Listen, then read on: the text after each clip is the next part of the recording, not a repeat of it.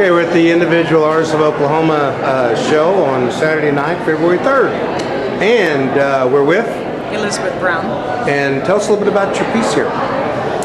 These are a series of tubular structures that are abstracted from trees and such, and they are a continuing series. There's about 13 of them right now, and they're modular in a sense to where I can reposition them.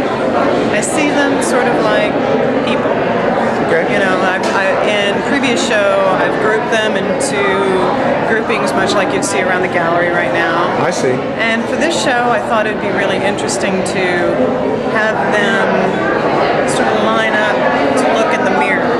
You know, each one of them being unique, but also each one of them being very similar to each other. And then seeing, you know, the reflection of the words instead of the physical appearance. You know, so sort of this, how do we think about these issues that are being brought up? So what gave you the idea first to come up with this concept? For this show? Right. It was Nathan's curatorial statement where he was talking about beauty and skin and racial identity, interior as well, and I'm a great wordsmith, and a lot of my work comes from reading and thinking and pulling out snippets of ideas. Okay. Well, who would you say are your influences?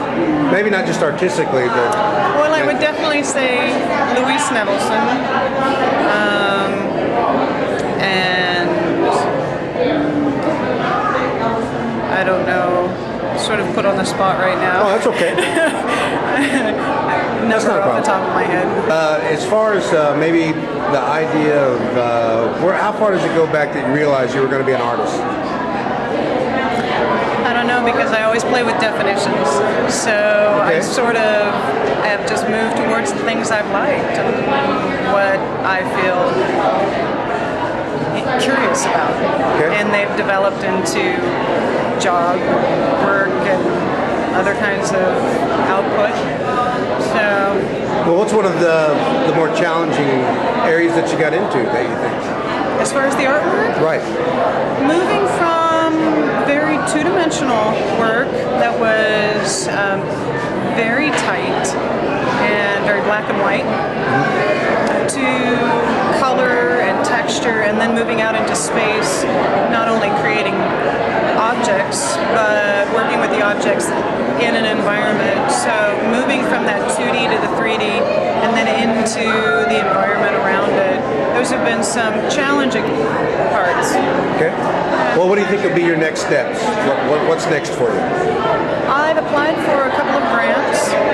I want to do some very large pieces, either complete walls or forests, so to speak, which would require a lot more space or alternative types of showing venues. So those are some of the things that I'm looking towards, and much more monumental in the size they take up. Okay.